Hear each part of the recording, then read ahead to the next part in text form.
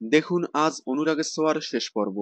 অবশেষে দীর্ঘ 4 বছর পর বন্ধ করে দেওয়া হচ্ছে বাংলা টেলিভিশনের ইতিহাস সৃষ্টি করা ধারাবাহিক অনুরাগের ছোঁয়া। এর আগে এরকম রেকর্ড কোনো ধারাবাহিক করতে পারেনি, কারণ রাত 9:30টার মতো নন প্রাইম স্লটে থেকেও টানা 1 বছর বেঙ্গল টপার হয়েছিল। এমনকি টানা 3.5 বছর এককভাবে স্লট লিড। তাছাড়াও অসংখ্য প্রতিপক্ষ ধারাবাহিক অনুরাগের ছোঁয়ার বিপরীতে এসেছে। আরও বলতে গেলে শুরু থেকে এখনো অবধি অনলাইনে নাম্বার ওয়ান রয়েছে। অনুরাগের ছোঁয়ার সফলতা নিয়ে যত বলবেন ততই কম হবে।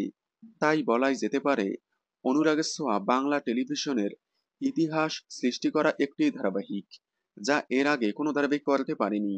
যদিও অনুরাগের ছোঁয়ার চাইতে বেশি বেঙ্গল টপার ধারাবাহিক আছে, তবে সেগুলো ছিল প্রাইম স্লটে, কিন্তু অনুরাগের ছোঁয়া নন প্রাইম স্লটে। তবে যাই হোক, আজ অনুরাগের ছোঁয়ার শেষ দিনের শুটিং হচ্ছে।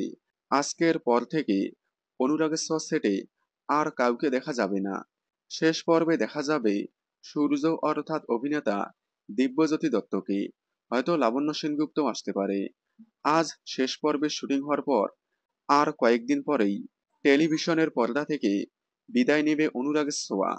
অনুরাগের ছোঁয়া আপনারা কতটা মিস করবেন কমেন্টে জানাবেন। বাংলা বিনোদনের এই ধরনের সকল আপডেট সবার আগে পেতে চ্যানেলটি সাবস্ক্রাইব করে পাশে থাকা বেল আইকনটি বাজিয়ে দিন। ধন্যবাদ।